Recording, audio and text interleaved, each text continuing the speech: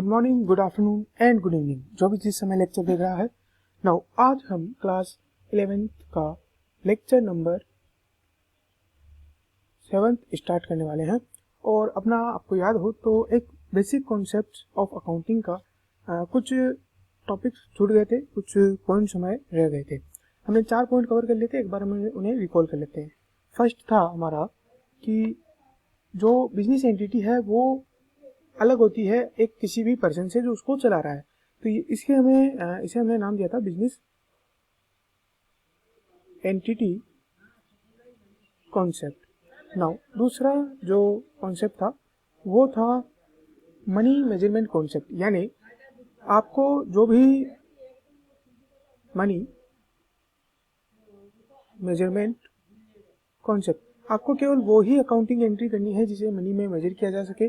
और जब भी आप अकाउंटिंग एंट्री करते हैं तो उसका मनी फॉर्म में ही लिखें। ऐसा नहीं कि आप उसे क्वांटिटी फॉर्म में लिख रहे हैं या आपने उसे किसी और फॉर्म में लिखा है, तो आपको मनी फॉर्म में लिखना है। और मनी भी एक फिक्स होनी चाहिए। जैसे अगर आप इंडियन करेंसी चुनते हैं तो आपको इंडियन करेंसी में ही अपनी सारी अकाउंटिंग एंट्रीज करनी है। हो सकता है अगर आप किसी और, जैसे आप हो सकता है विदेशी बैंकों को लोन के लिए अप्लाई करते हो और वहाँ से अगर आपको लोन लेना है तो आप वहाँ पे किसी और फॉरेन करेंसी में कन्वर्ट करके बता सकते हो, लेकिन जो आपके रिकॉर्ड्स है वो इंडियन करेंसी में रह जाएंगे। थर्ड जो हमारा नंबर था वो था गोइंग कंसर्न। इट मीन्स कि बिजनेस हमेशा चलता रहता है, वो कभी भी बंद नहीं होता है। ठीक है, उसे जब स्टार्ट किया जाता है तो ये सोच के नहीं किया जाता है कि हम इसे 5 साल 10 साल में बंद कर देंगे, बल्कि वो अनलिमिटेड ईयर्स के लिए चलता रहेगा। और इसीलिए हम डेटर्स बनाते हैं, क्रेडिटर्स बनाते हैं, स्टॉक रखते हैं, ताकि हाँ भाई ये बिकेगा। ऐसा नहीं है कि ये जो है हम माल जो है उधार माल बेच नहीं पाएंगे, तो इसीलिए डेटर्स और क्रेडिटर्स चलते रहते हैं, हम प्रॉफिट निकालते हैं, है ना। उसके बाद क्योंकि अब गोइंग कंसर्न है, यानी कि ये लंबे समय तक चलता रहेगा चलता रहेगा चलता रहेगा, इसका कोई अंत नहीं है, अनंत काल के लिए चलेगा, इन्फिनाइट है ये। तो अब हमें उन्हें सेग्रीगेट करने के लिए कि हमने क्या कमाया, क्या खोया, क्या पाया, तो उन सबको हमें जानने के लिए और हमने एक साल में क्या मेहनत की, तो यहाँ पे फोर्थ अकाउंटिंग कॉन्सेप्ट आता है और उसका नाम होता है accounting period concept. Accounting period concept जो हमें ये बताता है कि आपको अकाउंटिंग पीरियड एक मेंटेन करके चलना पड़ेगा। फिर आप वो चाहे कोई भी ले सकते हो, साल भर का ले सकते हो, 6 मंथ का ले सकते हो, 2 साल का ले सकते हो, लेकिन आपको एक अकाउंटिंग पीरियड लेकर चलना पड़ेगा। जनरली 1 साल लेकर के चलते हैं और इंडिया में ये जो 1 साल है वो 1 अप्रैल से स्टार्ट होकर के 31 मार्च तक जाता है ना। उसके बाद हमें आगे पढ़ना है। तो आज हमारा जो 5th अकाउंटिंग कॉन्सेप्ट होगा उसका नाम होगा कॉस्ट कॉन्सेप्ट। अब सर ये कॉस्ट कॉन्सेप्ट क्या है? देखिए, जब भी आप किसी चीज़ को रिकॉर्ड कर रहे हैं, किसी ट्रांजेक्शन को रिकॉर्ड कर रहे हैं, और आपको जनरल एंट्रीज में बता चुका हूँ, तो जब भी आप किसी ट्रांजेक्शन की जनरल एंट्रीज करते हैं या कोई एसेट्स अगर आप परचेज करते हैं, कोई एसेट्स अगर आप रिकॉर्ड करते हैं, तो आप उन एसेट्स को न केवल उनकी परचेज प्राइस पे ना कर करके, बल्कि उनके ऊपर जो भी कॉस्ट इनकर्ड हुई है, ऑल कॉस्ट इनकर्ड, उसके ऊपर आप उसे रिकॉर्ड करोगे। अब सर इसका मतलब मैं समझा नहीं। तो देखिए, जब भी आप एसेट परचेज करते हो तो ऐसा नहीं है कि आप केवल उस एसेट को लेकर के आते हो। कई बार आपने जैसे मान लीजिए एक मशीन परचेज की, तो उस मशीन को मान लीजिए आप 50 किलोमीटर दूर किसी शहर से लेकर के आ रहे हो, तो वहाँ से लाने का आपके भाड़ा लगेगा, जिसे आप बोल सकते हो फ्रेट, वो आपको लगाया जाएगा। हो सकता है उस मशीन जो कि बहुत भारी थी तो उसे लाने और ले जाने में उसे, तो वहाँ पे आपको जो लोडिंग चार्जेज लगे होंगे, यानी कि ढुलाई चार्जेज या अनलोडिंग जब आपने उसको उतारा होगा, ठीक है, मजदूरी देनी पड़ी होगी। तो इस तरीके के आपको कई सारे और एक्सपेंडिचर हो सकते हैं। जैसे उस मशीन को इंस्टॉल करने के लिए आपको एक मैकेनिक को बुलाना पड़ा हो, तो उस मैकेनिक का एक खर्चा लगा होगा। तो ऐसे में आपके कई सारे खर्चे होंगे। आपको जब भी इनको अलग अलग नहीं करना है, और जब भी आप एसेट को रिकॉर्ड कर रहे हो तो इन सबका टोटल करके उसकी परचेज प्राइस में ऐड करके फिर आपको रिकॉर्ड करना है। ठीक है, तो ये हमारा कोर्स कॉन्सेप्ट बताता है ना। उसके बाद बात करते हैं अगर हम 6th कॉन्सेप्ट की, तो वो है ड्यूअल एस्पेक्ट कॉन्सेप्ट। तो ये हमने बता चुका है कि हर ट्रांजेक्शन के 2 एस्पेक्ट्स होते हैं, एक होता है डेबिट और एक होता है क्रेडिट। ठीक है, और जब भी आप जनरल एंट्री कर रहे हो तो इन दोनों एस्पेक्ट को बराबर करके चलना पड़ता है। ठीक है। ऐसा नहीं हो सकता कि आपने डेबिट किसी जनरल एंट्रीज में कम किया है और क्रेडिट आपने ज़्यादा कर दिया। ऐसी जनरल एंट्रीज अलाउड नहीं है अकाउंटिंग के लिए। आपको दोनों एस्पेक्ट को बराबर करते हुए जो है जनरल एंट्रीज करनी है। नाउ 7th नंबर पे, और ये काफ़ी इंपॉर्टेंट है और इसको हम पढ़ेंगे, ये कॉन्सेप्ट हमारा होता है रेवेन्यू रिकॉग्निशन कॉन्सेप्ट। नाउ क्या है ये रेवेन्यू रिकॉग्निशन कॉन्सेप्ट? अब ये क्या है?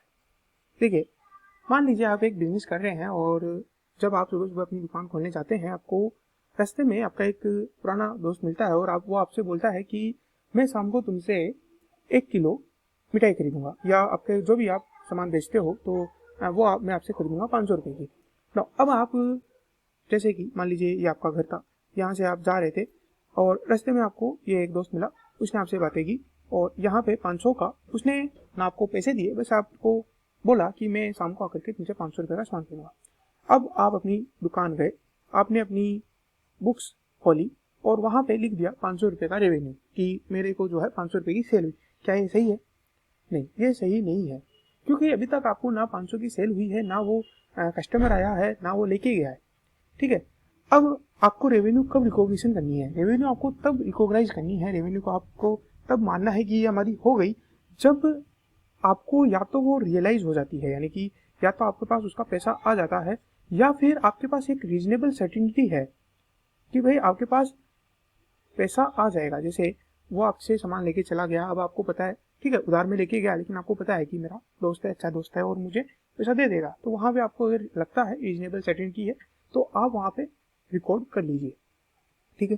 ये कॉन्सेप्ट क्यों बनाए गए हैं? ताकि इन कॉन्सेप्ट के आधार पर जितनी भी अकाउंट्स बनाए जाते हैं वर्ल्ड में, तो या मैं कहूँ, चलो छोटा लेते हैं, इंडिया में, तो वो सारे जो अकाउंट है वो एक सिमिलर पैटर्न पे बने। ऐसा नहीं है कि कोई किस तरीके से बना रहा है और कोई और किस तरीके से, तो सब में सिमिलरिटीज रहे, तो इसीलिए ये अकाउंटिंग कॉन्सेप्ट बनाए गए। इतना याद रखना है आपको।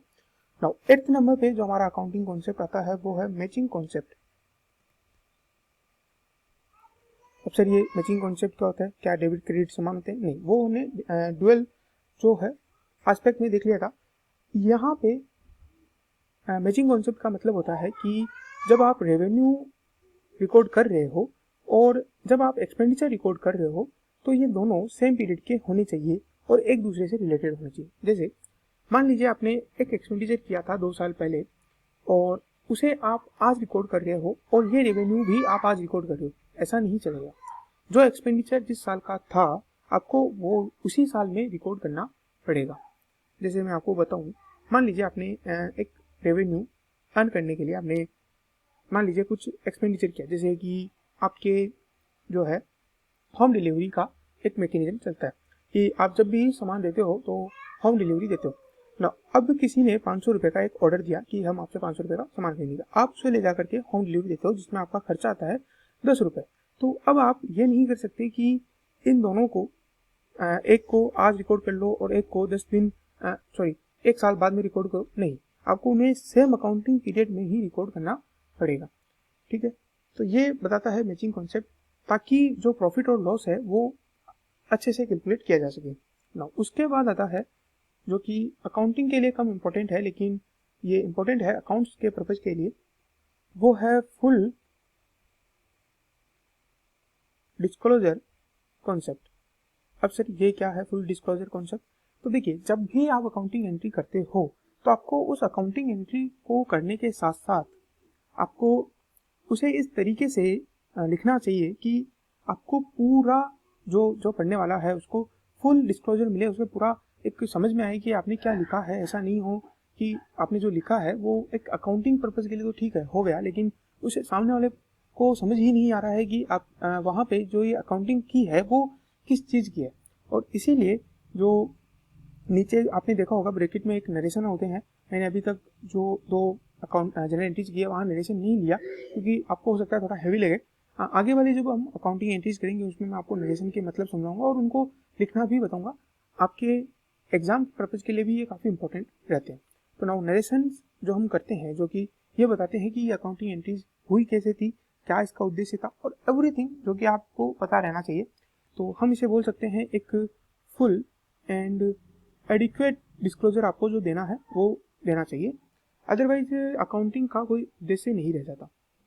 केवल अकाउंटिंग जर्नल एंट्रीज करना ही अकाउंटिंग का उद्देश्य नहीं है, सामने वाले को समझ में भी आना चाहिए कि आपने क्या लिखा है ना। उसके बाद 10th जो कॉन्सेप्ट है वो है कंसिस्टेंसी कॉन्सेप्ट।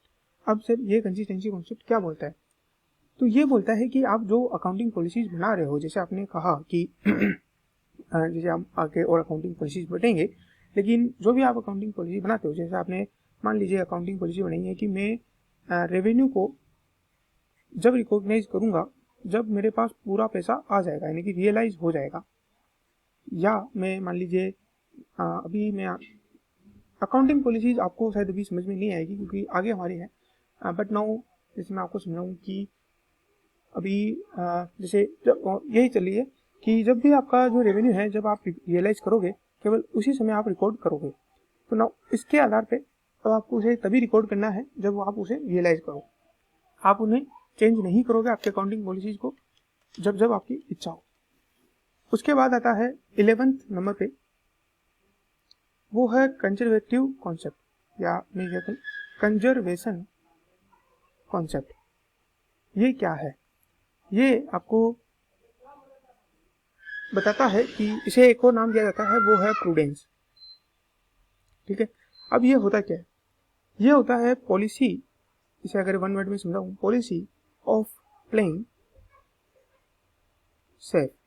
अब ये क्या है? देखिए, जब भी आप कंजर्वेटिव क्या होता है, आपने सुना होगा कंजर्वेटिव विचारधारा के नाम। ये होती क्या है? ये होता है कि जब भी आप कोई भी रेवेन्यू रिकॉर्ड कर रहे हो तो आप उसे कब रिकॉर्ड करोगे? जब आपके पास रीजनेबल सर्टेनिटी आ जाएगी कि ये आएगा ही आएगा। ठीक है, लेकिन अगर आप कभी भी एक्सपेंस रिकॉर्ड करोगे तो ये नहीं है कि ये रीजनेबल सर्टेनिटी होनी चाहिए कि एक्सपेंस होगा ही होगा।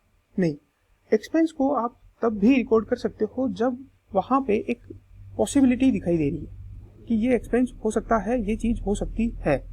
जैसे आपने सुना कि सामने जो है आग लग रही है, तो अब आपको ये मेजर्स करते हुए कि इसका क्या हमारे ऊपर पॉसिबिलिटी है या नहीं है, आप उस एक्सपेंस को रिकॉर्ड कर सकते हो। या आपको पता है जैसे कि मान लीजिए कोई मटेरियल खराब हो रहा है और अगर आपको उसे निकालना है तो वहां पे एक आपके पास पॉसिबिलिटी है कि यहाँ पे एक्सपेंडिचर होगा, तो उस पॉसिबिलिटी आधार पर एक्सपेंडिचर को रिकॉर्ड कर सकते हो। सर ऐसा क्यों किया गया? ऐसा इसलिए क्योंकि इससे क्या होगा, अगर आप एक्सपेंडिचर को रीजनेबल सर्टेनिटी के आधार पर रिकॉर्ड करोगे तो हो सकता है कि आपका जो प्रॉफिट है वो ओवर स्टेटेड हो जाए, वो ज़्यादा हो जाए। ठीक है, तो हो सकता है कि आपका जो प्रॉफिट है वो ओवर स्टेट हो जाए और लॉस जो है वो कम दिखे। तो इसीलिए आपको हमेशा प्रूडेंस का एक कॉन्सेप्ट होता है वो फॉलो करना रहता है, जिसमें आप रेवेन्यू को केवल तभी रिकॉग्नाइज करोगे जब वो रियलाइज हो जाएगी। उसके बाद जो कॉन्सेप्ट आता है 12th नंबर का, वो है मटेरियलिटी। ये होता है महत्वपूर्णता, अगर मैं इसे बोलूँ तो शायद यही होता होगा, है ना। तो ये क्या बोलता है? जैसे कि हमने कहा कि एसेट्स को बैलेंस शीट में दिखाया जाता है और एसेट क्या होती है जिनका फ्यूचर में भी यूज हो। अब आपने इसी आधार पे एक बढ़िया सा कैलकुलेटर खरीदा अपने बिजनेस के लिए, जो कि आगे भी आपको काम आने वाला है, यूजफुल होने वाला है। और आपने ये सोच करके कि ये हमारी एसेट है, ये फ्यूचर यूज होने वाला है, और वो है 1000 रुपये का, और आपका बिजनेस है 1 करोड़ का। नाउ क्या आप उस कैलकुलेटर को एज एन एसेट दिखाओगे? एक बड़ी सी बैलेंस शीट है जिसमें 1 करोड़ है और यहाँ पे लिखा हुआ है कैलकुलेटर 1000 रुपीज़, अच्छा लगेगा? नहीं। तो इसीलिए यहाँ पे मेटेरियलिटी का कॉन्सेप्ट बहुत इंपॉर्टेंट है, जो ये बताता है कि उन छोटी छोटी चीज़ों को, हिंदी में और थोड़ी सी लैंग्वेज में कहूँ तो चिंदी चिंदी चीज़ों को छोड़ना पड़ेगा आपको जब आप अकाउंटिंग कर रहे हो। जैसे मान लीजिए अगर आपने कभी देखा 11 रुपीज़ और 58 का ट्रांजेक्शन आपने किया, तो अब यहाँ आप हो सकता है 58 पैसे छोड़ दो क्योंकि अभी आज इनको कोई इंक्लूड नहीं करता, या फिर आप इन्हें राउंड ऑफ कर दो, या तो 12 में राउंड ऑफ कर दो और एक पॉलिसी बना लो कि मैं जो है अपर राउंड ऑफ करता हूँ, कि जैसे ही 0.5 से ऊपर हुआ मैं उसे 1 बना देता हूँ, और जैसे ही 0.5 से नीचे है तो मैं उसे वही रखता हूँ। जैसे 11.49 है तो मैं इसे 11 लिखूंगा, और अगर 11.58 है तो मैं उसे 12 कर दूंगा।